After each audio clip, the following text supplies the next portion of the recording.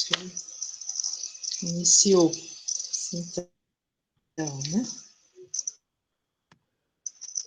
Então, boa noite a todas, vocês, a todos que também que virão aí a assistir, participar desse nosso diálogo necessário, agradecendo ao aceite do convite da professora, né, doutora enfermeira Damares Gomes Maranhão, para esse nosso diálogo, especialista, né, em saúde pública, já veio contribuir em outros momentos aqui em São Carlos, né, no nosso diálogo intersetorial, a necessidade de ampliarmos aí, né, o debate entre educação e saúde. Agradecemos imensamente a sua disposição em sempre contribuir com a gente, né, com seu conhecimento, também a presença, a participação da Maria Tereza, que trabalha aqui em frente a nosso Centro Municipal de Educação Infantil, na Unidade de Saúde da Família, do Açoufe Luiz do Prado. Importante a gente ter aí essa aproximação, né, então, do local, né, com a saúde, e nesse nosso momento, né, podemos trazer a razão aí do nosso encontro, a nossa temática necessária, né, que vem com desafios que já enfrentávamos, né, com a relação à vacinação, a documentação que temos aí nas unidades escolares. Então, temas aí que também nesse momento que nós vivemos da pandemia se tornam mais fortes. A gente tem, então, como tema vacinação e a caderneta de saúde da criança, em diálogo com a Damares, né, contando sobre a sua participação no Ministério da Saúde, sua ampla experiência na atualização aí dessa caderneta, da mudança de nome, todas essas discussões que são importantes para a gente conhecer, acompanhar, poder contribuir também, né, para a comunidade escolar nesse sentido, sendo fundamental aí esse momento juntas com o CMEI Antônio de Lourdes Rondon, né, a diretora Natália, aqui com mais professores, todos os professores do CMEI, professor Paulo Freire, não sei se a Natália também querendo dar as boas-vindas, dizer também da participação. Olá, boa noite a todas. Então, eu sou a Natália, né? Estou como diretora do CMEI Rondon, e a Animara fez esse convite, né? A gente pensou em chamar algumas enfermeiras aqui da região do CMEI Rondon, mas eu tive um pouco de dificuldade para encontrar, então convidei uma enfermeira que eu conheço para conversar um pouco com a gente, para agregar nessa reunião. Só que eu não sei se ela vai conseguir sair, porque ela trabalha na Santa Casa, eu não sei se ela vai entrar a tempo. Mas eu estou muito feliz com o convite, né? E também por estar colaborando aí, né, Nimara, não diretamente, mas indiretamente com a proposta, e acho que vai ser muito importante para a gente poder pensar um pouco sobre essa questão da questão da vacinação e o propósito, né, das unidades escolares que vêm aí agregar esse movimento. Então é isso, muito obrigada. Muito prazer, Natália. Prazer é meu, Damares. Então, a gente passa aí a palavra para a Damares trazer a discussão para a gente, histórico, suas contribuições, e eu fico à disposição aqui para colocar os slides que forem necessários, Damares. Ok. Antes de tudo, né, eu acho que primeiro a gente precisa separar um pouco. Uma coisa é o momento da pandemia, isso também é importante para a pandemia, mas sempre foi, sempre será para integrar o setor educação infantil, sobretudo a educação infantil, que é disso que nós estamos falando, e as ações de promoção à saúde e prevenção de doenças,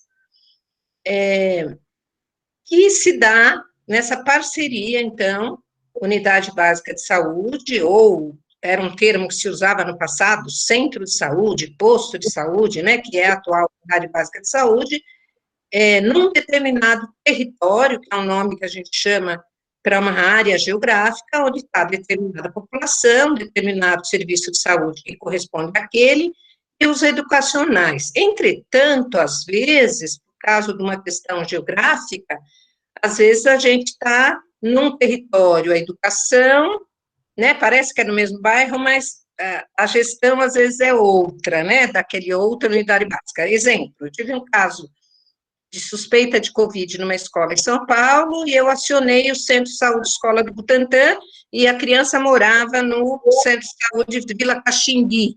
Então, a gente vai tendo que, principalmente agora na pandemia, né, Maria Tereza, a gente vai tendo que, é difícil fazer esse encontro, mas é super importante, tá? A questão dos endereços, dos CEPs das crianças, das pessoas, no caso do Covid. Mas, deixando o Covid de lado, por que é importante falar da caderneta que atualmente chama caderneta da criança? Quando eu falo atualmente, ela foi impressa neste governo, mas ela foi elaborada no anterior, quando era o outro ministro da Saúde, outro presidente. Então, eu participei deste grupo a convite da professora Rita Coelho, que era coordenadora de educação infantil do MEC. Então, embora eu seja enfermeira, eu fui como MEC, como representante do MEC, porque a Rita, desde que ela me conheceu, ela vinha me contratando para tentar trabalhar as questões do cuidado, que é a base da saúde, o cuidado cotidiano, tanto na escola quanto na família, no território, com as questões educacionais, porque elas não se separam, nem que a gente queira, né? Então, nesse trabalho que a gente fez, foi junto com a Fiocruz, junto com a Unicamp, eu lembro, assim, de algumas, e recentemente eu descobri que a caderneta tinha sido publicada por causa da minha nora, que eu até brinquei com alguém aí do grupo que chama Camila. Minha nora é médica, faz parto nos hospitais públicos, e ela que viu a primeira vez a caderneta que chegou esse ano nas maternidades. Então, esta caderneta não deve ter chegado ainda no 6. Por quê? Porque ela ainda é das crianças nascidas do ano passado. Então, talvez ainda não tenha tido matrícula para vocês receberem essas crianças com essas novas cadernetas da criança. E teve um grupo de pessoal mais crítico que falou: por que chamar caderneta da menina e caderneta do menino, achando que tinha alguma coisa a ver com a ministra? Mas não tem nada a ver. Ela sempre teve uma caderneta da menina e do menino, porque o crescimento do menino é diferente do crescimento da menina, em termos de altura, de peso. Por isso que sempre teve uma caderneta para cada sexo, porque a vacina não é diferente, mas o gráfico de crescimento que tem dentro dessas novas cadernetas é diferente. Então, biologicamente é diferente. Então, não dá para ter uma caderneta única, não tem nada a ver com azul e rosa. É isso que eu queria deixar claro para vocês, né? Mesmo professoras da pós que eu estou, de educação infantil, que eu estava, né, porque parou agora um pouco, me questionaram sobre isso, se tinha a ver com essa visão de gênero. Não, é por causa do peso. E o que tem a ver a caderneta de vacinação com peso e altura?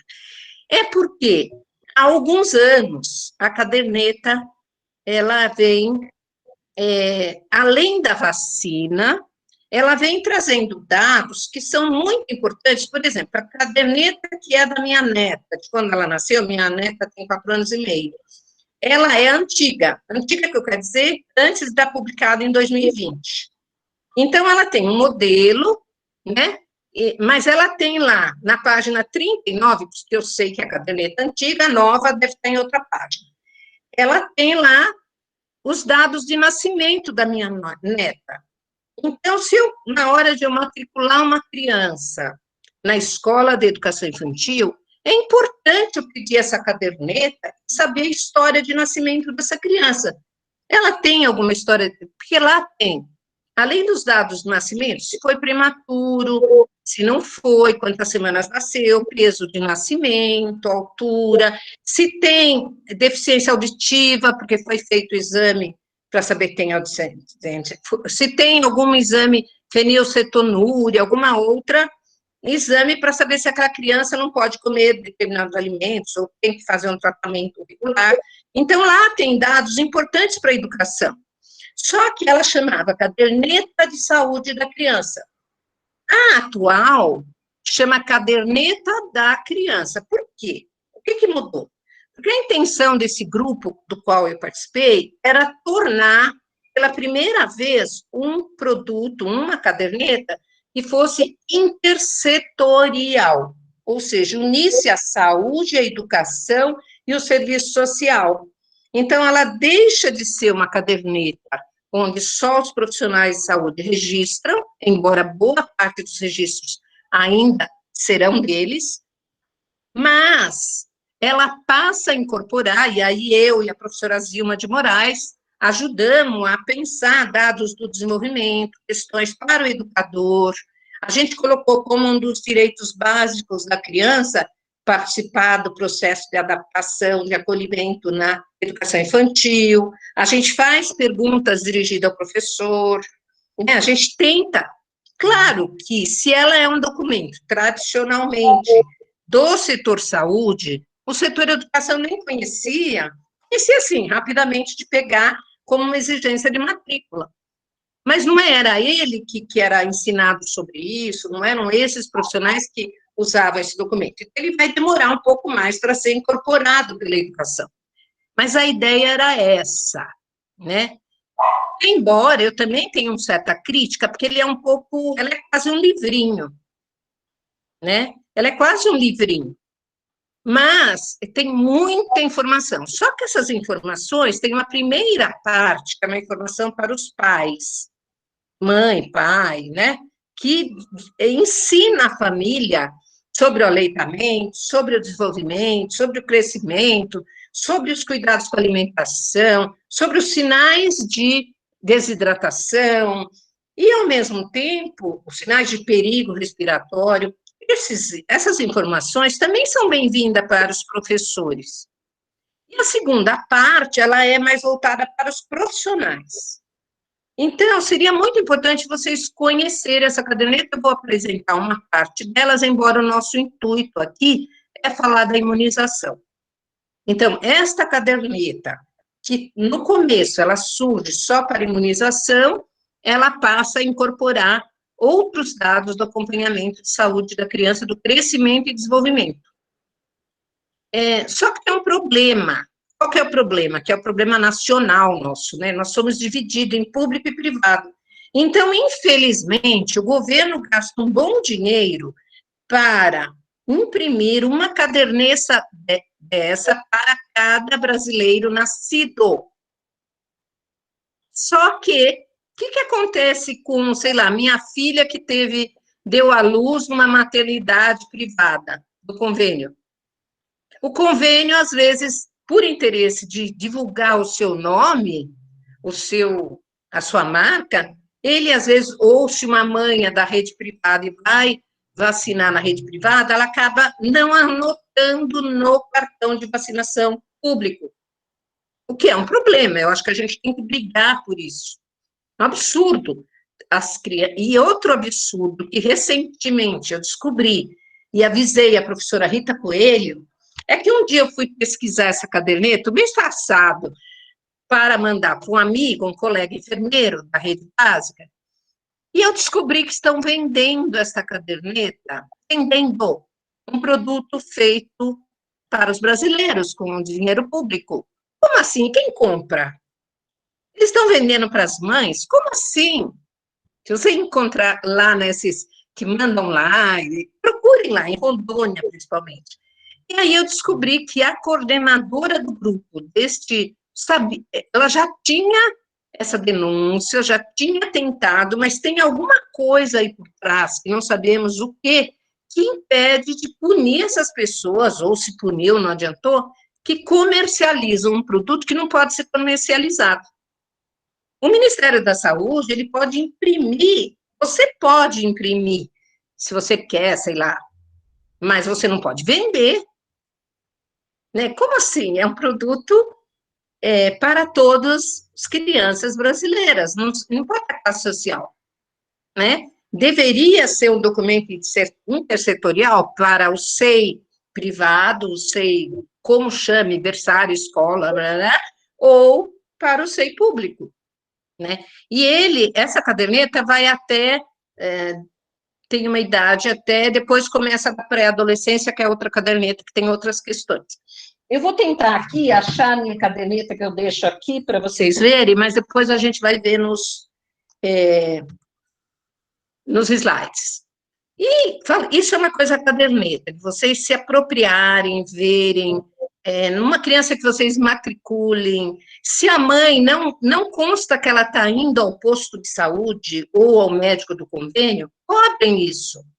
É importante que a criança, pelo menos nos 2 primeiros anos de vida, seja seguida pelo menos a cada 6 meses, ou antes dos 6 primeiros de vida, até mais frequente. Depois, pode ser uma vez por ano. E outra coisa no final dela, que tem os dados da vacina, que nós vamos falar agora, né? E que é muito importante. Antes de falar das vacinas, que eu acho que a Maria Tereza aí sabe melhor que eu, porque eu percebo que quando eu fico um tempo longe desta ação concreta de vacinar criança, que eu acompanhava estágio, eu vacinava criança, eu esqueço, sei lá, como está o novo calendário vacinal, ele vai mudando.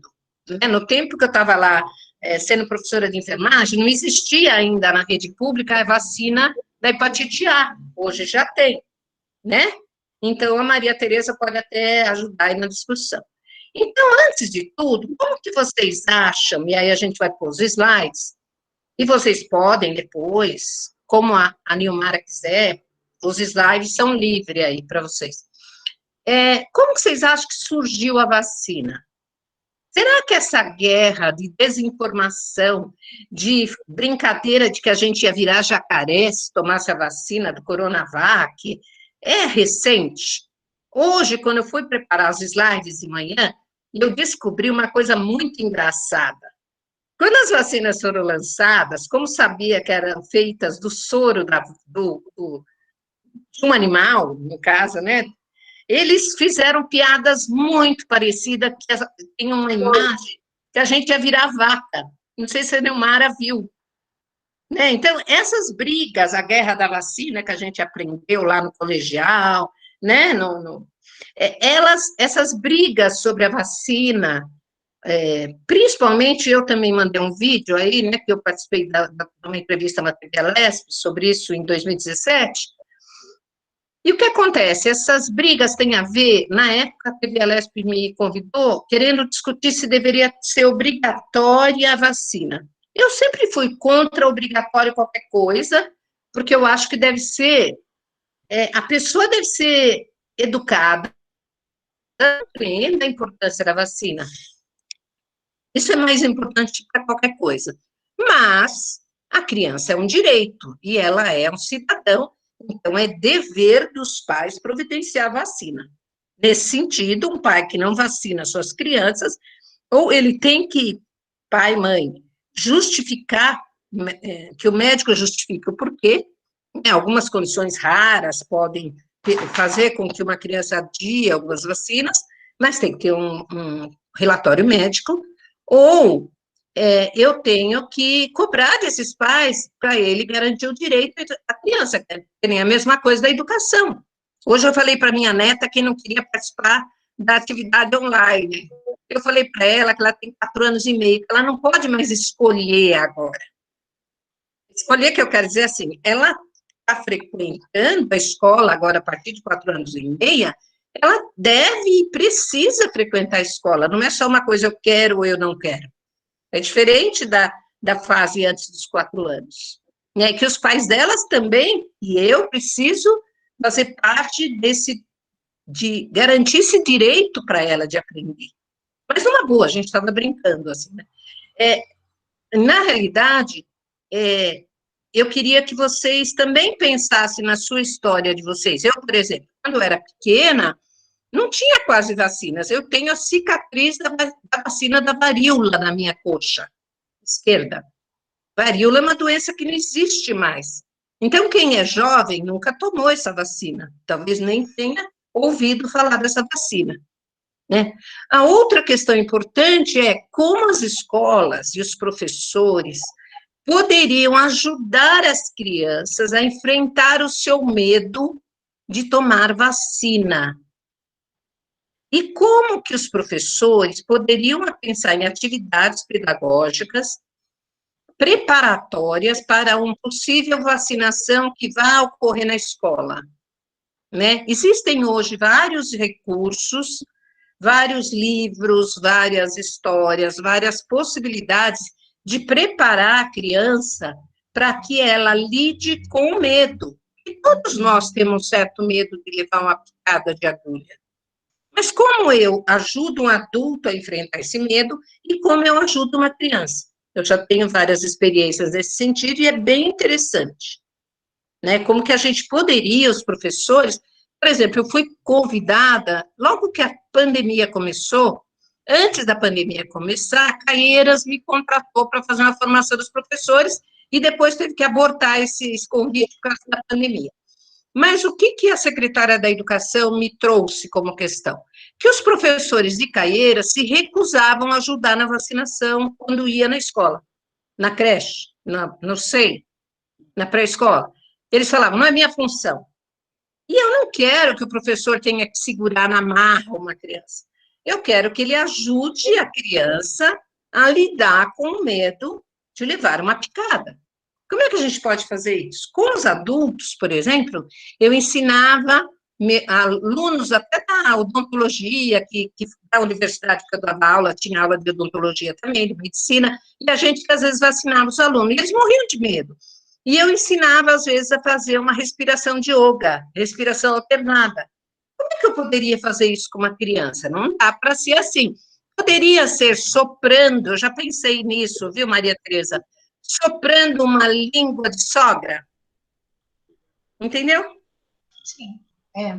Né? Seria uma língua de sogra. E eu conheci num congresso de Bonito, em 2018, que eu fui, de enfermagem, um livrinho que uma enfermeira bolou, muito legal, não é de vacina, é para pegar sangue, tirar sangue, que funciona muito bem com a minha neta, que chama a picada de uma borboletinha. Por que isso?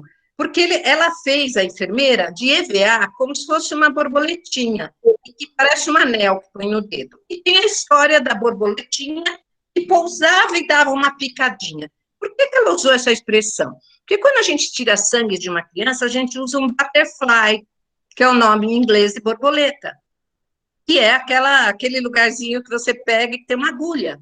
Eu achei muito feliz, eu até dei esse livro para minha neta, porque minha neta nasceu com uma má formação congênita, ela foi operada aos 2 anos. Então, eu tive que ensinar muito ela com uma coisa que a gente chama na enfermagem brinquedo terapêutico, que é brincando, eu vou preparando a criança para lidar com essas situações de ir ao posto de saúde. A gente pode fazer brincadeiras, existe um manual que eu participei, que está online, é, nessa perspectiva, mas preparando para a saúde bucal. Chama Manual Rir e Educar. Depois eu mando para Nilmara, se eu ainda não mandei. Lá tem várias ideias interessantes para preparar as crianças para ir ao dentista. Então, não é fazer teatrinho de fantoche, não é assim que a criança aprende.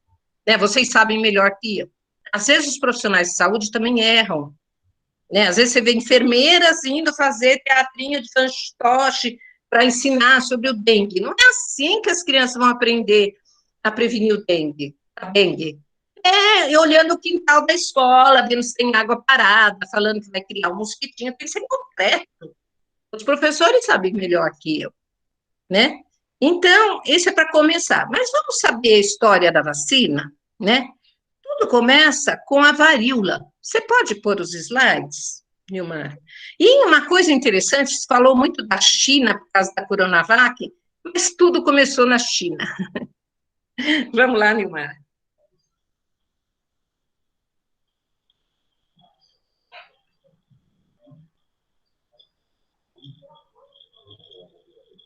Então, no passado, na China, enquanto ela coloca, havia mulheres, havia uma espécie de mistura entre um ritual meio religioso e a questão deles perceberem que se eles eles sopravam no nariz das meninas e dos meninos, eles usavam uma questão de gênero diferente, porque tinha toda uma crença por trás, tinha um ritual cultural. Acho que ainda não apresentou, viu, Neumara? Tudo bem? Ah, sim, agora vai começar, né? Vamos ver. E eles sopravam a casquinha que tinha da feridinha da varíola, né? E uma mulher, começou com uma mulher que voltou da China e veio para a Europa e resolveu fazer esse método. Claro que aí tinha um risco enorme, porque o que soprava não era um vírus atenuado, que a gente chama, ou inativado, né, morto, ou pedaços de RNA, como agora. Era um vírus vivo, vamos dizer. Então, havia casos, mas protegia de alguma forma. E alguns podiam desenvolver a doença. Por isso que foi se aprimorando e até chegar a Jenner, né, que observava que as mulheres que ordenhavam as vacas, elas tinham lesões de varíola na mão, às vezes, mas elas não tinham a doença.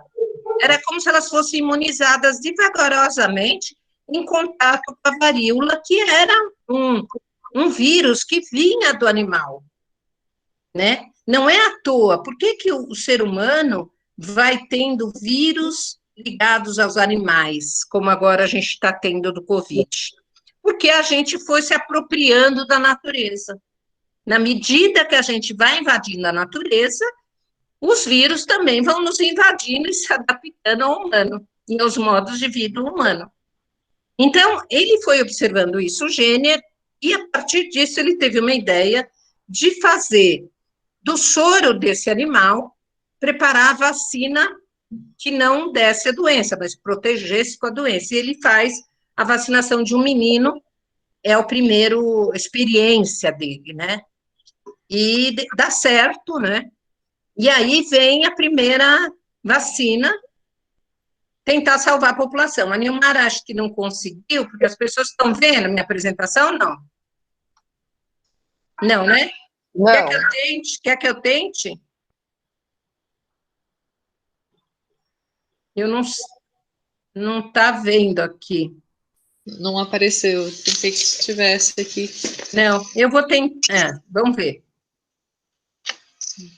Então, já a gente consegue. Espera aí. Deixa eu ver se eu abro aqui a minha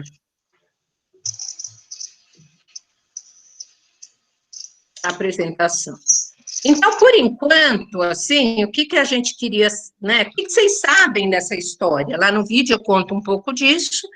E aí, com essa... Existia, sim, a resistência dos povos, que não conheciam, que tinha medo, que achava que a gente ia virar vaca, né? Aí, legal. Ótimo, maravilha. Então, pode passar, Nilmara. Primeiro, aí indica que os registros indicam que a variolação, chamava. Foi praticada pelos chineses desde o século XV, né? Foi insuflação nasal. E esse material, geralmente, era das crostas da varíola, né? Eram retiradas de alguém com caso leve de varíola, e as crostas eram secas, e iria soprar e tinha um ritual também ligado, dos meninos era de um lado da narina, ou das meninas do outro. A próxima, você pode passar? Aí, essa variolação, que era uma primeira tentativa, foi praticada pelos chineses desde o século XV, né? E depois, durante os séculos XVIII e XIX, ela chegou no Oriente Médio, essa prática, e na África.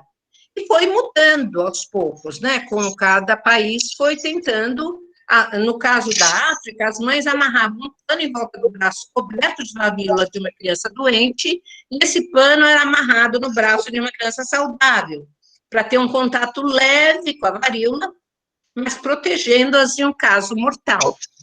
E até que um escravo africano também ensinou uma outra técnica, a Mater, em 1706.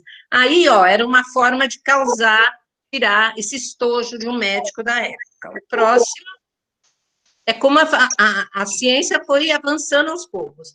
Essa lei de Mary ali, que introduziu, já na Inglaterra, trazendo essa prática, né, já estava na Turquia, e ela era amplamente usada na Inglaterra, né, e havia se tornado um método mais refinado, mais aprimorado, né, e aos poucos isso foi sendo aprimorado até chegar na pesquisa de Jenner.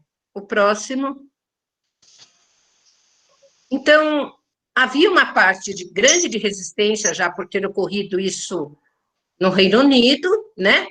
Porque já tinha uma tentativa de ser obrigatória, né? Ou seriam multados. E já começou liga anti-vacinação, né? Liga anticompulsória da vacinação.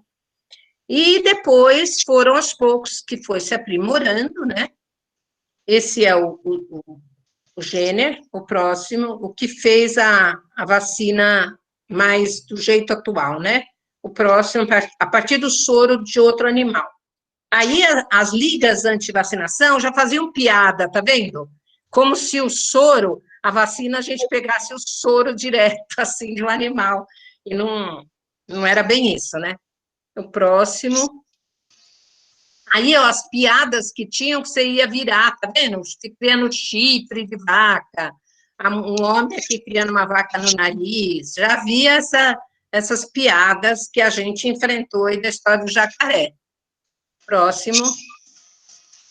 Aqui, olha, um menino com varíola e um menino vacinado, né? Mostra em 1901, tá? No hospital de isolamento. Próximo. O papel dos professores tem na promoção da saúde das crianças e adolescentes, na construção de conhecimentos para o cuidado de si, do outro e do ambiente. Então, eu venho falando já há algum tempo, eu achava que os professores tinham que aprender a ler a caderneta da vacina da criança, ler esse portador de texto, que parece esquisito, porque é muito conhecido da saúde, porque trabalha com ele, a Maria Tereza sabe de cor, mas quem não é da saúde não tem obrigação de saber. Mas nós estamos aqui para tentar traduzir um pouco e mostrar para vocês que não tem nenhum segredo, né, Maria Tereza? É uma questão de entender as siglas. E no começo, talvez vocês tenham que ter lá, coladinho para ir lá. Vamos lá, vamos ver se a gente tem muita dificuldade ou não. Próximo. Então, essa nova versão, que eu já falei para vocês, da caderneta da criança, ó, que está chegando nas escolas, talvez, o ano que vem, né? E foram feitas pesquisas com mães, né? Então, a próxima.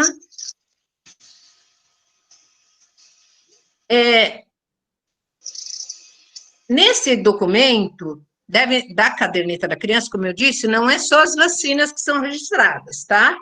Mas tem todos os dados de informações sobre o atendimento da criança, e é claro, eu vou dizer uma coisa aqui que a Tereza sabe também, que nem todo médico, pediatra, e muitas vezes na saúde da família, você pode nem ter pediatra, né? Pode acontecer do médico que está atendendo a criança particular, ou do convênio, não preenche a carteira como ele deveria.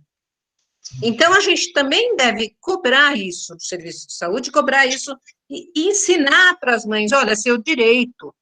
Pede para ele te explicar.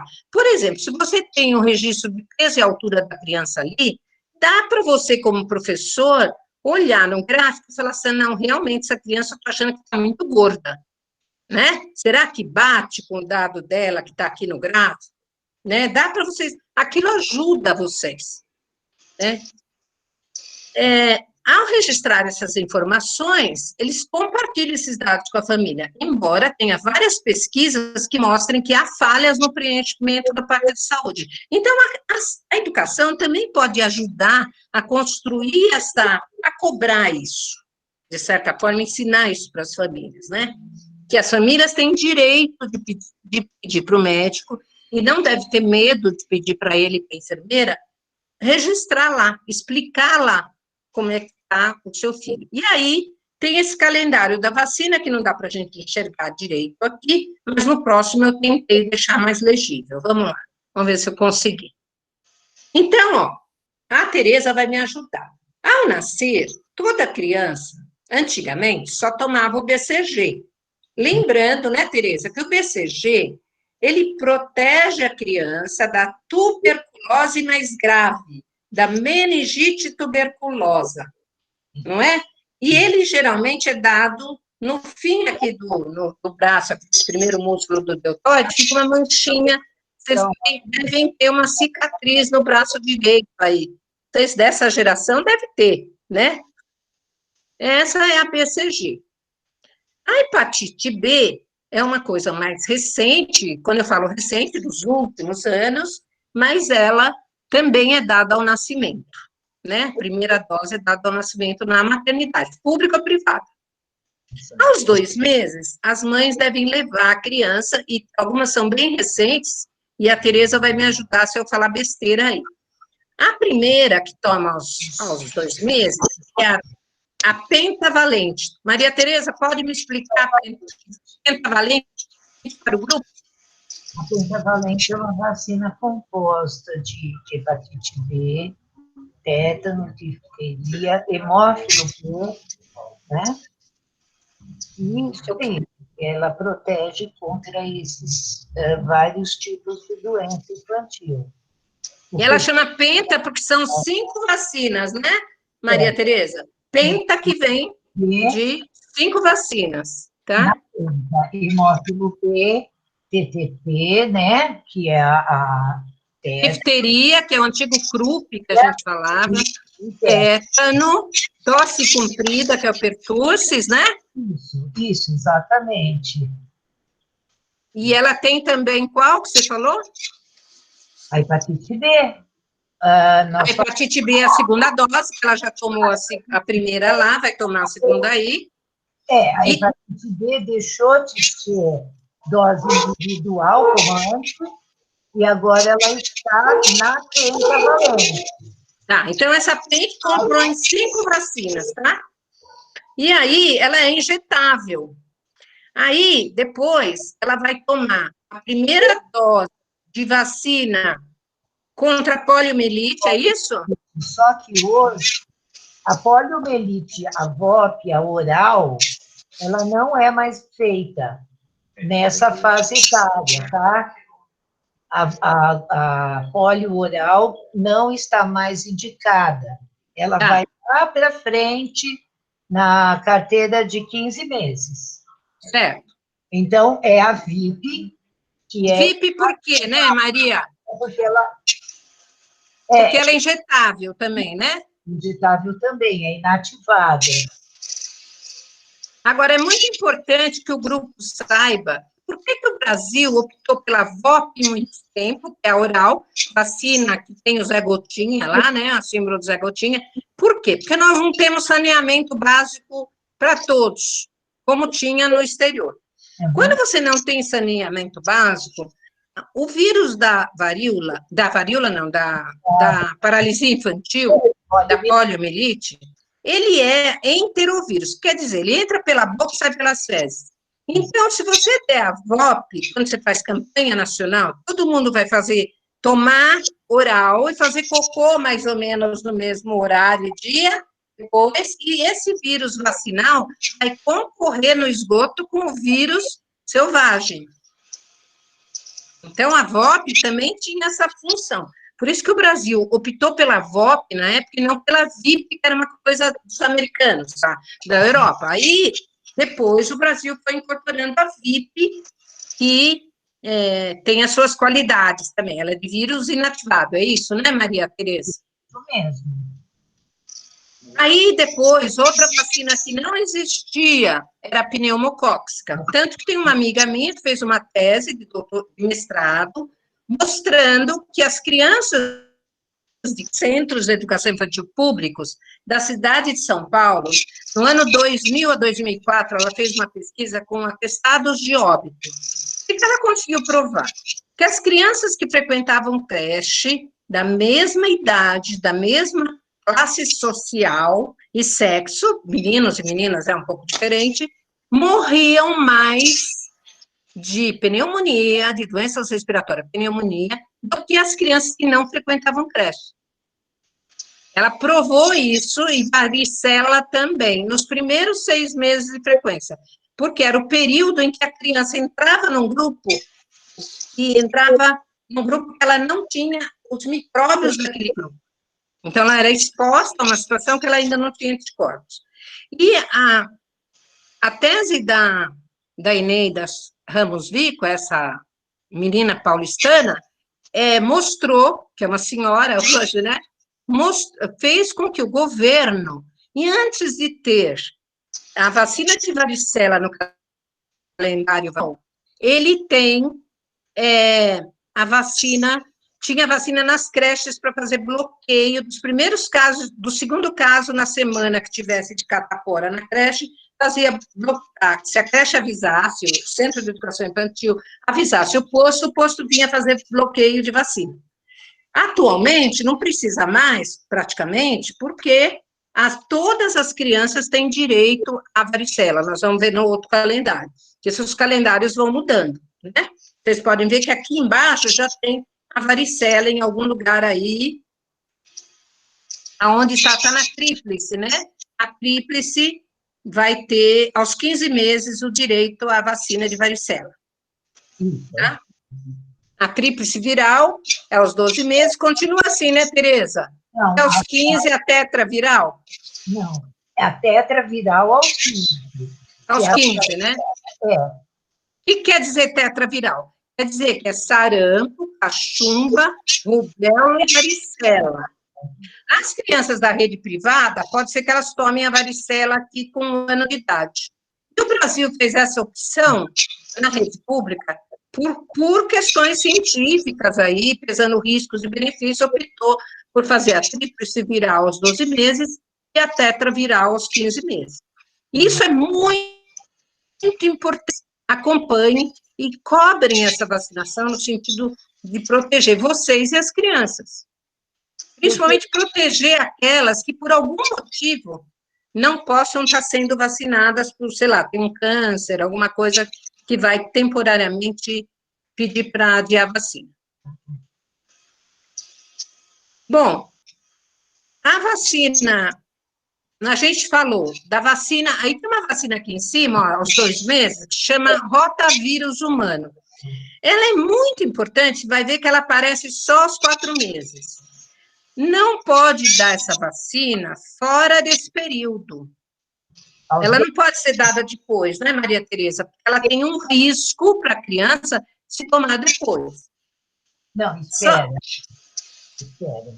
A rotavírus, ela tem o período de 2 meses, e ela pode exceder a mais 1 para tomar a primeira dose, e aos 4 meses ela vai tomar a segunda dose, com também um período de mais 2 meses, alguma coisa assim, que agora eu não tenho data, para a segunda dose.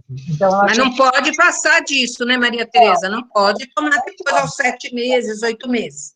Tá? É melhor tomar na dose nessa época. Se não comparecer no período certo, a criança vai perder essa dose, não vai poder tomar. Nenhuma, né? Vai perder as 2 doses. Por isso que quer dizer que se ela chegar na creche com 10 meses sem a vacina de rotavírus, não adianta cobrar, porque ela não tem mais como tomar. Não adianta na sala de vacina, é riscado, é traçado o espaço da rotavírus. Tá bom? Vai estar marcado lá que não tem como dar aquela vacina. Aí outra vacina que foi incorporada que não tínhamos no passado é a meningocócica. Então, vocês vão ter a meningocócica aos 3 meses, a C, depois aos 5 meses, né? E aos 9 meses, antigamente, não tinha febre amarela em São Paulo, né? Agora foi incorporado febre amarela, né? Uhum. Também. É. Era só lá na Amazonas, né? Agora já entrou porque ela começou a atacar a gente por aqui. Isso. Bom, muito complicado para vocês, professores, essa tabela? Acho que não, né? Não. Uma observação da febre amarela, que é importante, é que a criança, para tomar febre amarela, ela tem que ter contato com o ovo, porque existem muitas crianças que têm alergia ao ovo hoje. E a vacina, ela é feita, né, com base na proteína do ovo. Então, se a criança tiver alguma alergia, ela pode até tomar essa vacina, mas em ambiente preparado, deixa ficar lá. Certo. Então, por isso que você dá numa época, ó, que teoricamente, eu falei, esperado que a partir de 9 meses a criança já tenha incorporado a alimentação da família e que tenha incorporado o ovo. Mas é claro que a pessoa da vacinação vai perguntar isso. Pode acontecer de o médico, em alguma situação, não exigir, né? Não recomendar. E depois, aos 4 anos, olha, vocês veem que é muito importante que ela vai tomar o segundo reforço, o primeiro aos 15 meses, e o segundo da penta, que ela tomou lá aos 2 meses, e do difteria, tétano e poliomielite. Tá? Na carteira nossa... A poliomielite não, tosse comprida. Fala, Maria Tereza. Na carteira de 15 meses e dos 4 anos, não vai aparecer penta, vai aparecer DTP. Quando nós temos falta, por algum motivo não tem abastecimento da DTP, nós podemos aplicar penta. Tá. Então, quando olha a carteira, às vezes tem essas confusões, porque algumas carteiras têm uma linha reta para avaliação, outras ficam com espaços, sabe, fora uma da outra, e aí só tem que verificar, isso dos professores, né, é verificar o que está nessa tabela por idade, né, e local, por exemplo, se não tiver DTP e tiver a penta, é porque estava em falta. A DTP, você a penta para suprir. Agora, aos 15 meses, não existe mais a gripe, é só a VOP no calendário nosso, tá? Não se faz mais gripe e aos 4 anos também não se faz mais gripe. Certo. VOP. E outra coisa importante que a Maria Tereza está lembrando aí, é que ao ler a caderneta, vocês vão ver que tem um carimbo do local, né, da vacina que ela foi tomada, da lote, e tem lá o lugar, tem uma assinatura, tem um profissional ali que está assumindo essa assinatura. Não tem como falsificar. O próximo, talvez vai ficando mais claro, no próximo. Tem um lote anotado ali, né? Como? O lote da vacina. O lote. E aí o lote é o número da vacina que foi dado ali. Então, já aconteceu na creche que eu acompanhava, no Centro de Educação Infantil, que eu fiquei lá 17 anos acompanhando estágio, que uma criança teve uma reação muito importante na perna por causa de uma vacina. Parecia que, eu pensei, será que foi mal aplicado? O que aconteceu? Por que ela está assim? Então, eu pedi para a mãe voltar no posto e mostrar aquilo. Na realidade, a criança tinha um câncer, então ela começou a reagir, descobriu a partir disso, né? A gente foi descobrir depois. Mas, mesmo que não fosse isso, que fosse uma coisa menos grave, né? Que fosse uma reação, por esse lote, a Maria Tereza vai saber e vai notificar se tem muitas reações àquele lote. E aí pode ser que o governo mande recolher, por algum motivo. Então, o número do lote é uma garantia de segurança também, para qualquer coisa desse tipo, tá? Aqui, de novo, é o mesmo calendário, tá online, que vocês podem ter isso impressa, que é o que nós falamos, mas está com mais clareza aqui, ó, do que lá, tá? Tá bom? Então, como não cabia tudo aqui, pode passar próximo, ó, eu vim até os 3 meses, e depois vai aparecendo 4 meses, 5 meses, 6 meses, 9 meses, 12 meses, 15 meses, tá vendo? E aqui é bom porque do lado está dizendo a doença, difteria, que é o que a gente chamava croup no passado, tétano e coqueluche, que é tosse comprida, tá? Então, vai aparecendo, ó, poliomielite, paralisia infantil, para ficar mais fácil para quem é leigo da área de saúde, para entender, ó, sarampo, cachumbo, rubéola e varicela. Isso está no Ministério da Saúde, esse calendário. Vocês não precisam decorar, vocês vão aprendendo a ler e consulta lá, e com isso vocês vão aprendendo. O próximo também vai até o final, né, mostrando, e até chegar aqui, ó, 4 anos, 9 anos. Com 9 anos, a criança toma papilomavírus humano, que é o HPV, para prevenir contra o câncer e verrugas genitais, que pode ser provocada por esse vírus, né? Então, é preventivo nesse sentido. No futuro, né? Vai prevenir no futuro.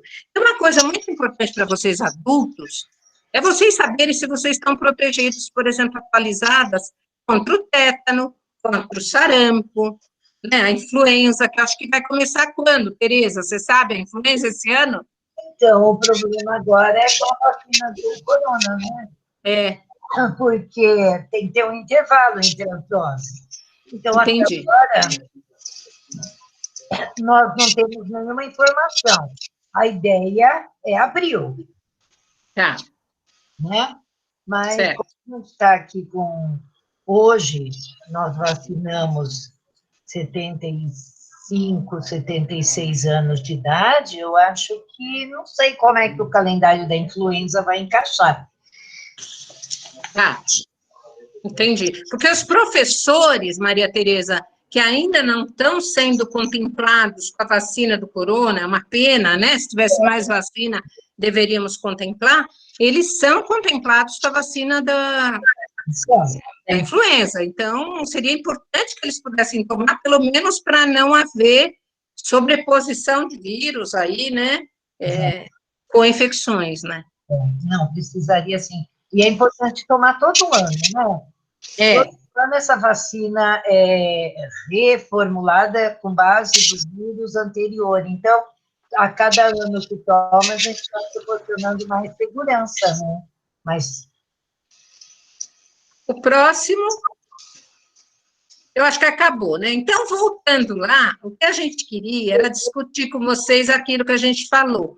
Qual é o papel dos professores? Eu venho, antes do Covid, eu já tinha essa ideia, né? Que existe uma coisa escrita na Lancet, naquela revista científica importante, que diz o seguinte, eles usam em inglês, eu não sei direito inglês, mas é o Health Literacy. Eles querem dizer alfabetização e saúde, que aqui no Brasil a gente usa a expressão educação para a saúde. Uma coisa é educação em saúde, quando eu formo enfermeiro, médico, dentista. Educação em saúde, auxiliar de enfermagem, né? Quando eu falo educação para a saúde, é a educação do povo em geral, para que, com o conhecimento, ele tenha saúde. Né? Porque, como eu já escrevi num texto, e o Paulo Fock até fica citando lá, o conhecimento salva.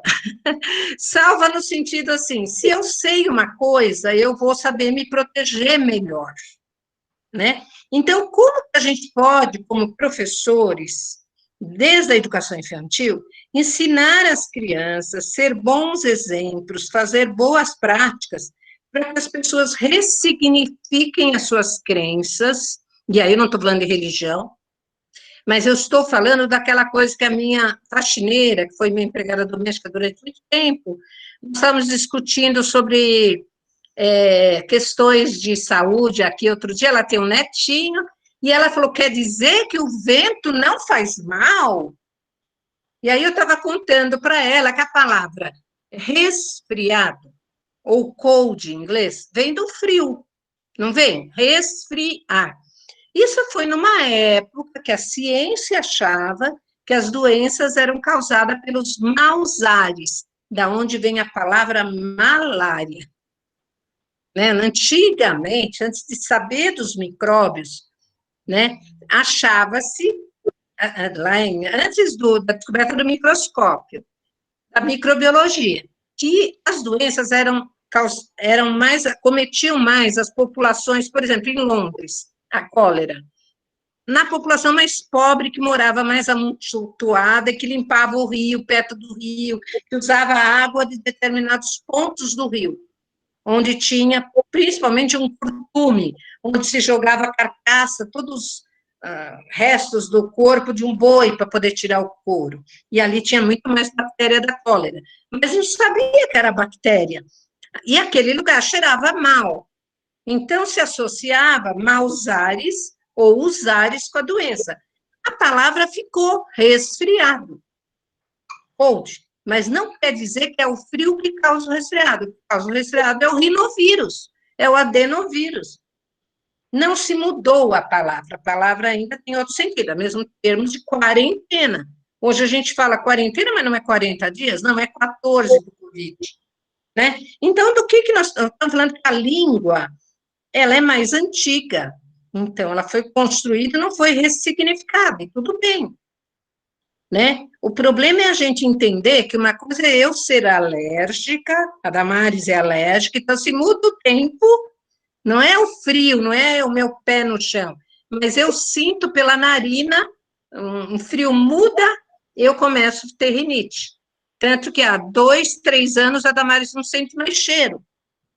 Mas não é porque eu estou com Covid, é porque eu tenho uma grave rinite, né, que eu estou tratando. Eu tenho uma sinusopatia alérgica. Então, é diferente. Uma pessoa que, quando liga o ventilador e começa a espirrar, da mesma forma, quando no meu sofá se acumula pó, ou eu abro um jornal, eu posso começar a espirrar, porque eu sou alérgica. Não vamos confundir isso com o resfriado causado por um vírus. Então, ficar de pé descalço, tomar vento nas costas, o Drauzio Varela já escreveu sobre isso, né? Menino, cuidado com o vento nas costas. E ele escreve isso para uma mãe lá dos esquimós, né? E aí, para você ter uma ideia, é disso, ele faz uma piada com isso, né? Que a mãe de uma criança lá do Polo Norte fala, menino, cuidado com o vento nas costas, mas ela vive no gelo, né? Então, é isso que a gente tem que ressignificar. O que causa essas doenças respiratórias, a maioria que acomete as crianças, que mata crianças e idosos, já eram as doenças respiratórias, né? Tanto que a gente tem a vacina da influenza. O do rinovírus, o adenovírus, não costuma matar. Quando eles estão juntos, e eles podem estar juntos, às vezes o rinovírus dá um quadro um pouco pior em crianças. Mas o que eu quero dizer é que a gente tem que ressignificar isso. Então, pode ser um professor, eu espero, que ele ressignifique, ele não fale mais isso para as crianças. Menino, põe o sapato para você não ficar doente. Senão você está ensinando errado. É claro que você tem que pôr o sapato quando você anda naquelas pedrinhas, pedregulho, aquilo pode dar uma fratura no pé, né, de andar naqueles pedregulhos sem sapato. Ou se tem escorpião, pelo amor de Deus, amarelo, que é venenoso lá no terreno, ou se tem formigueiro, aí eu preciso usar o sapato, se o chão está muito quente, né? Mas é diferente do resfriado. Então, algumas coisas a gente ouviu a infância toda, é difícil ressignificar. E a minha empregada estava falando isso porque ela não deixa a filha pôr o berço perto da janela, porque ela acha que vai adoecer o neto. Não vamos confundir um recém-nascido estou dizendo até 28 dias, que tem uma dificuldade maior de controlar a sua temperatura, então eu preciso cuidar mais da roupa dele, do que uma criança que já frequenta a escola, né? Recém-nascido, estou dizendo até 28 dias. Então, demora um pouco para o recém-nascido regular a própria temperatura, mas nós todos regulamos, né? E aí, é importante que vocês ressignifiquem aquelas coisas, por exemplo, manga com leite faz mal? Todo mundo já sabe que não faz, né? Por que que falava que fazia? Porque era uma forma, dizem, né? Não sei, dos donos das fazendas controlarem os escravos para não tomar leite se eles comiam manga. Era uma forma de economizar, né?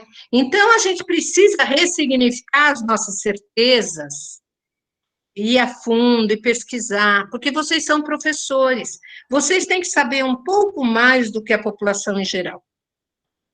Vocês têm essa obrigação em geral, né? Porque vocês são educadores. E a criança da educação infantil, ela aprende o quê? A cuidar de si, do outro e do ambiente, como? Pela observação, percepção, eu estou falando de Vallon aqui, ó, e Vygotsky, as funções intelectuais superiores. Pela atenção, percepção, imitação, repetição, imaginação, brincadeira, linguagem, pensamento. Ela está observando. Eu tenho um artigo que saiu na revista da UFSCar, que eu escrevi com uma professora de uma escola particular de Guarulhos, o quanto que ela publicava no Facebook as crianças brincando de cuidado. E eu cutuquei ela até a gente escrever um artigo, e saiu na revista da Fundação, que chama Experiências de Cuidado de Si, do Outro e do Ambiente. E ela mostra várias cenas das crianças brincando, e ela repete aquilo. Tanto que vocês podem ver que as crianças atuais brincam mais de dar o peito do que as crianças de outras gerações que davam mais a mamadeira. Mesmo assim, a minha neta, que mamou até os 3 anos, nunca tomou mamadeira, nunca chupou chupeta, eu vejo ela brincando de dar chupeta e dar mamadeira. Por que será? Porque está na cultura. Na cultura da boneca, na cultura das amigas, na cultura da fala da outra avó, né? Então, a gente vai aprendendo essas práticas, né, de cuidado de si, do outro, do ambiente, por isso, pelas funções intelectuais superiores que o Vygotsky fala. Então, eu convido vocês, porque vocês têm um papel muito importante na sociedade, a ressignificarem, a revisitarem os conhecimentos sobre cuidado de si, do outro, e hoje o tema era vacina, e aí a gente abre para perguntas e respostas. Acho que era isso, né, Nilmara? Sim. Vocês são promotoras da saúde, quer queiram ou não, né? Cuidando bem e pelo cuidado, educando para o cuidado de si, do outro e do ambiente. Sim, parte aí do nosso tema desse momento, né? O eu, o outro, nós, e acaba estando tudo junto nesse momento, como você lembrou ali no início, né, Damares? Não é só, né, esse momento, o histórico, a gente agradece a presença também da Bruna, que é enfermeira da Santa Casa, que chegou. Bruna, prazer. Vai abrir. A gente tem o teto só, ó. Olá, Bruna. Bem-vinda, boa noite. Boa noite, obrigada pelo convite. Queria pedir desculpa pela...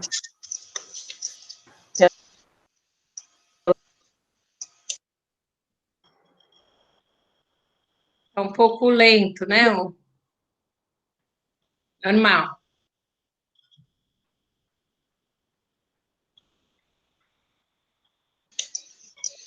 Não tá... E hoje, né? Acho que minha internet está ruim. Deu para ouvir? Agora tá. Dá para ouvir agora? Dá, agora voltou. Eu peguei, né, Damares, e eu acho que é isso mesmo, né? A gente tem aí uma cultura que é passado muito de geração em geração. E isso influencia muito nas crianças, né? Você falou essa questão da criança que brinca de amamentar e a que brinca de dar mamadeira, né? Então, a gente consegue ver como essas questões ainda estão muito enraizadas, né, na cultura, na sociedade. E inclusive, Bruna, eu não sei se você trabalha com adulto, criança, mas quando a minha... Desculpa. Quando a minha neta internou aos 2 anos para operar, porque ela teve que reconstruir o ureter, porque ela tem duplicidade de ureter, e ela teve uma infecção generalizada, quase morreu com 1 mês. E ela operou com 2 anos. E é incrível como, para prepará-la para a cirurgia, eu conheci essa técnica do brinquedo terapêutico. Então, eu operei uma boneca de pano em casa, com ela do lado, segurando a mão. E hoje ela brinca disso, e ela fala assim, eu vou segurar a sua mão. Ela opera o jacaré, ela tem um jacaré, ela opera o boneco, e ela fala, estou segurando sua mão, não vai doer muito, eu vou ficar aqui. Então, é muito interessante isso, né? E no artigo que eu escrevi, inclusive, Nilmara, do eu, o outro, nós, a gente fala de todos os campos de experiência que aparecem nas brincadeiras de cuidado. Nesse texto que eu escrevi na realidade, eu não sou a primeira autora, mas a revista, como eu sou doutora, me pôs como primeira autora. Eu e a professora que escrevemos o artigo, né? Na revista da Federal de Santa Catarina. Então, é incrível como as crianças, ela tem uma cena, Bruna também, e Maria Tereza, né, que é da saúde, que a criança, a mãe pede na agenda, a professora, verificar a temperatura da criança. Ela chama a criança e põe a mão assim na testa, que é uma prática cultural, mas tudo bem, está provado que essa técnica cultural, ela é boa de percepção, né? Então, tudo bem usá-la, só que ela não substitui o termômetro. E aí, a professora vem, faz assim, fala, acho que não está, mas vamos pôr o termômetro. Põe o termômetro, escreve na agenda. Passa um pouco, uma criança brinca e fala, professora, fulano, que é o boneco, está com febre. Aí ela fala, ela pega a criança uma espátula de madeira, que ela tinha, de sorvete, assim, e põe como termômetro, e a professora entra no jogo e fala, quanto deu? Ela fala, 90 graus. E ela, a própria criança, é incrível como está escrita lá, ela fala, olha, professora, eu já tentei ligar para a mãe dela, não está, eu vou anotar na agenda. Quer dizer, a criança fala da função social da escrita, que é um termo que o pessoal da educação usa, que isso é a primeira coisa que a criança deve aprender, né, na escrita e leitura. Aprender para que serve a escrita, né? Olha, ela escreve, ela sabe que manda um recado pela escrita. Então, vai aparecendo, é incrível como nas brincadeiras, e inclusive a questão de gênero aparece, assim, as meninas brincam muito com as bonecas. Tem um menino que ele faz tudo que as meninas fazem com a boneca, ele faz com um dinossauro. Provavelmente porque socialmente ele é proibido de brincar com a boneca. Ou alguém censurou, então ele faz com o dinossauro. Mas ele põe a chupeta, ele põe para naná, né? Então, vai mostrando como as crianças constroem esse conhecimento. E hoje, quando eu estava saindo da casa da sogra da minha filha, que minha neta estava lá, essa de 4 anos, e eu pus a máscara e cometi o deslize de lá dar um beijo nela. Ela virou para mim e falou assim, vó, você não pode me beijar de máscara, você vai me contaminar. Ela tem 4 anos e meio, né? Então, eu falei, claro, eu te ensinei errado, que nem outro dia eu fui no banheiro, e eu não fui fazer xixi, cocô, fui pegar um negócio lá, mas ela ficou ouvindo, quando eu saí do banheiro, ela falou, você não está esquecendo de nada? Eu falei, o quê, Clara? Eu não ouvi a torneira, você não lavou a mão. Então, é isso que eu quero dizer, as crianças não são bobas, elas percebem e vão construindo esse conhecimento. Né? E nós precisamos que os professores se apropriem disso para ajudá-las a construir um conhecimento com base na ciência, né, Bruna? Sem deixar de ser lúdico, né, Maria Tereza? Coisa da vacina, sem deixar de ser... Eu estou falando para Maria Tereza e para a Bruna, porção da saúde, aqui minhas parceiras, mas para todas vocês, né? O quanto é importante esse nosso papel de intersetorialidade. É muito difícil de construir, porque eu, a Bruna e a Tereza aprendemos numa faculdade coisas que vocês não aprendem e vice-versa. Eu só fui aprender a linguagem de vocês porque eu fui para a educação. Então, eu conheço Vygotsky, eu conheço Vallon, eu cito isso, eu falo a língua de vocês. E não é, em compensação, vocês têm que aprender a língua da saúde também. né, que é aprender a vacina, por exemplo, aprender essas coisas que nós estamos falando. Né? Aí nós vamos ter uma ação intersetorial. Vocês não são obrigados a saber tudo, mas acho que os dois lados sentar junto, né, nesse momento é muito importante. Fundamental, Damares. Eu só ia comentar que acho que a gente calculou aí, né, Natália, pensando no tempo, nós temos o teto aí do HTPC até 8h15, né? Ah, então, passou. Aí fica aquele gostinho, assim, de ouvir de mais perguntas, não sei, pensando num próximo momento, né, acho que é necessário para a gente ter novamente aí, se vocês estiverem, né, dispostas para a gente abrir mais. Se a gente pensar, se a gente fecha com uma pergunta, né? Alguém aí que ficou... Seria legal, seria legal. E aí nós encerraríamos, mas quem, né, tem aí a questão do tempo, a vontade também, a gente vai ter algumas pessoas saindo agora. Quem gostaria?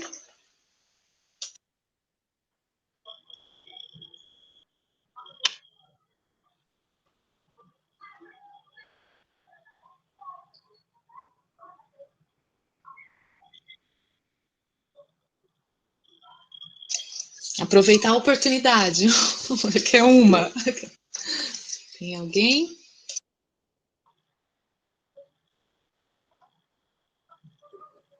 Se quiserem nos enviar depois também, mas pode falar, quem ia falar aí? Não era nem uma pergunta, era eu só ia usar um gancho aí que você falou da sua netinha que fez a cirurgia, né? E a minha professora, ela trabalhou com uma pesquisa que era exatamente de pré-operatório com crianças. E aí elas faziam as cirurgias que elas iam passar nas crianças. E o resultado, tanto no momento da cirurgia como no pós-operatório, foi incrível, assim, né? E eu acho que a gente pode tentar pensar isso para vacinação, porque o que a gente vê na sala de vacina, né?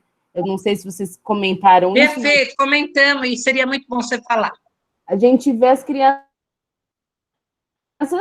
desesperada, porque o que a gente faz, né? Quando a gente quer colocar medo numa criança, olha, faz tal coisa, porque senão vai tomar injeção. Então a gente associa, né, esses cuidados de saúde com uma coisa negativa. Quando a criança ela chega para tomar essa vacina, a associação que ela tem é negativa, né? De que vai doer, de que vai picar. Então, acho que usar essa coisa do lúdico também para esses momentos, né? E levar isso para dentro da escola, talvez colocar esses assuntos, né? Dentro das salas de aulas com os pequenos, talvez usar bonecas. Vamos, então, dar vacina na boneca, e as crianças mesmo, né? Poderem fazer isso. Talvez seja uma forma de começar essa educação, assim, positiva, né? E, assim, tornar adultos depois mais seguros também, porque a gente sabe que tem muito adulto que tem medo de hospital, né? Tem a síndrome do jaleco branco. Então, tornar também os adultos mais seguros para depois passar por situações que, né, provavelmente vamos passar aí enquanto adultos, né? Não, perfeito, Bruna. E eu tenho várias fotos, eu tenho certeza que a minha filha autoriza, posso mandar. E tem aí esse documento que é de saúde bucal, mas chama Manual Rir e Educar. Tá online. É de um projeto que eu trabalhei com saúde bucal nesse sentido.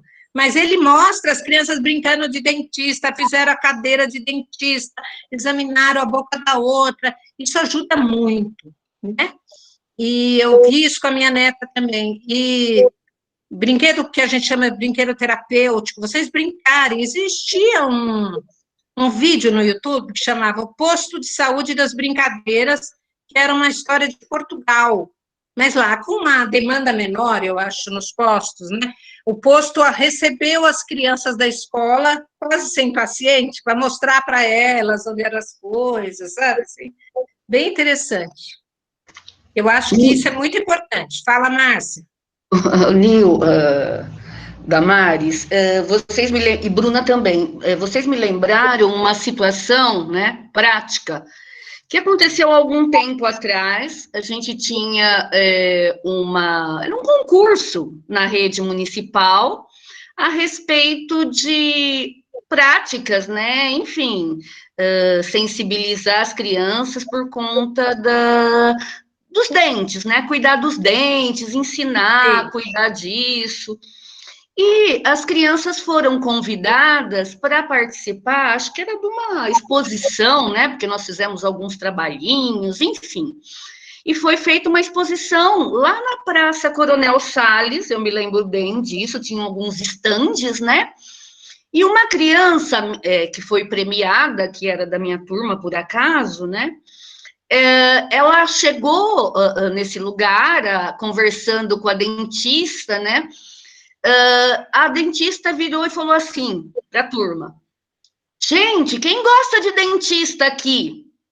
Todas as minhas crianças, é lógico, da minha turma, disseram eu, gritando, todas felizes.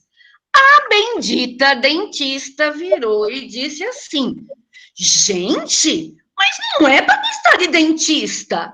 Quem vem no dentista? E aí fez todo um trabalho, tudo contrário do que eu havia feito. Aí eu falei, gente, o que eu faço?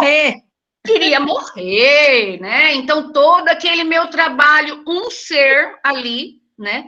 Talvez essa questão eu estou trazendo isso porque essa questão da intersetoridade, né? Ele é importante nesse sentido, né? De os professores também, né, sensibilizarem os profissionais da saúde, que muitas vezes não tiveram a oportunidade como você teve, né, de entender um pouco da educação, e não jogar um balde d'água desse, né, na turma toda, né? Não.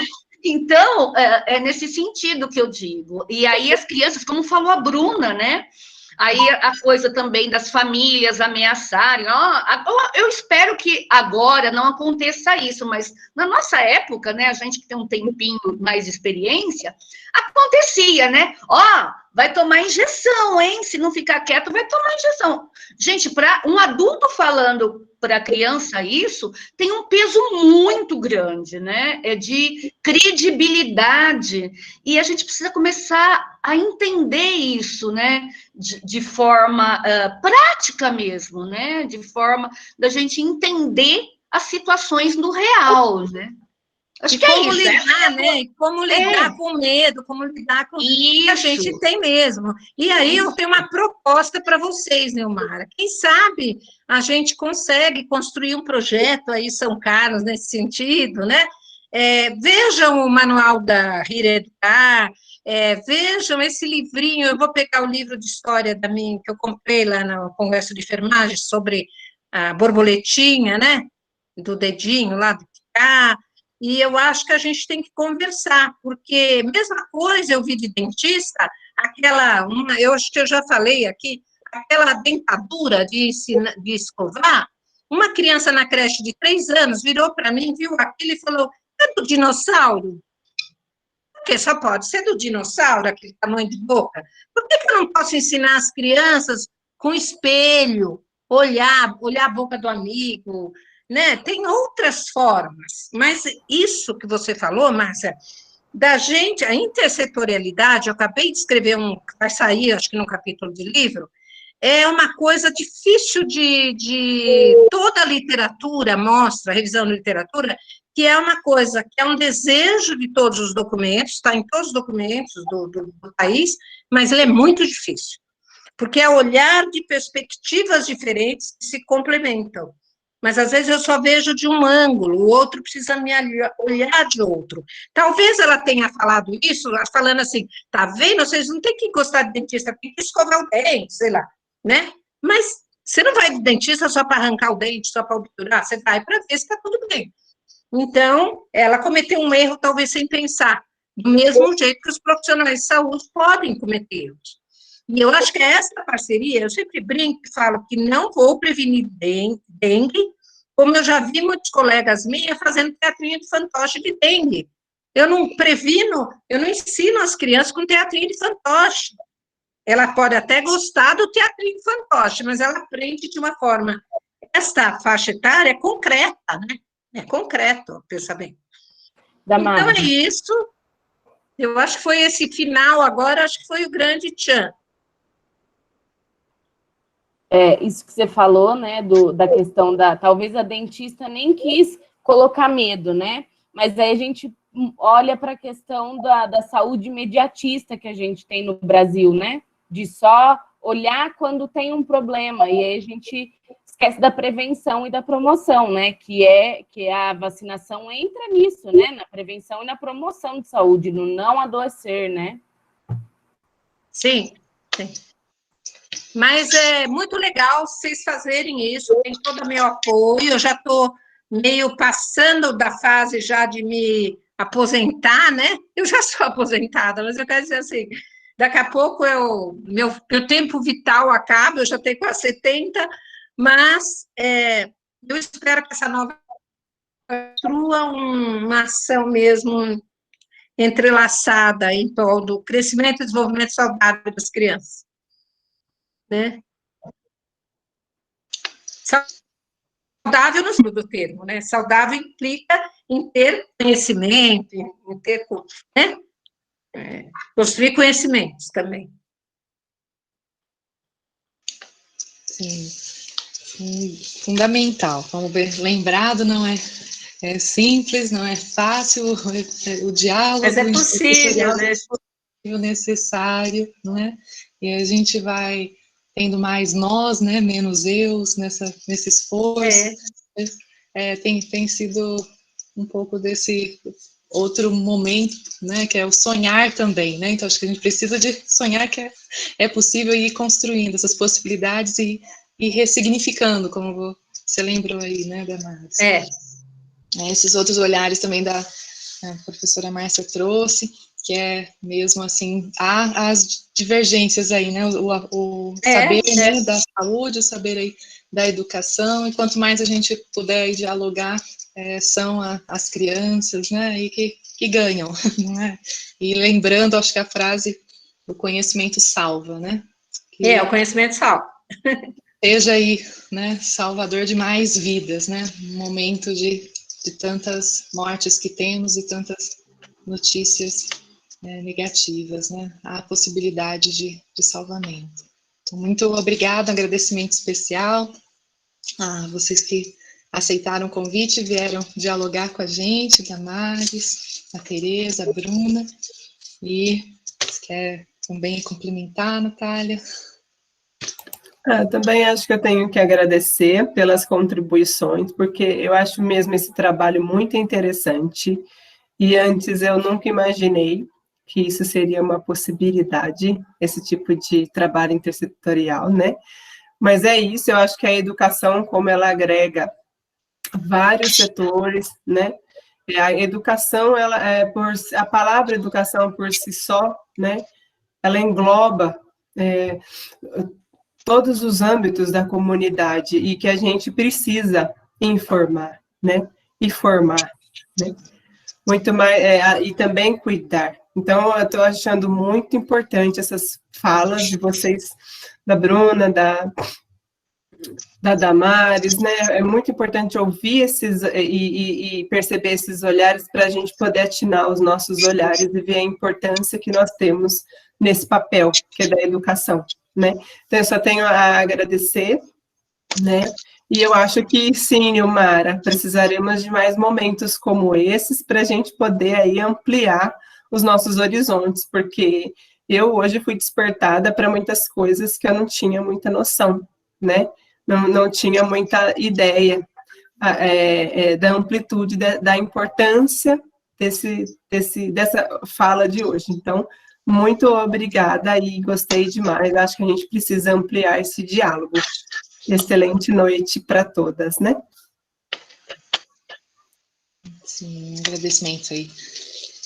Tereza, que continua com a gente aí vai também ali pertinho da escola, tá mais em contato também, né, com necessidades que temos diretamente de CMEIs.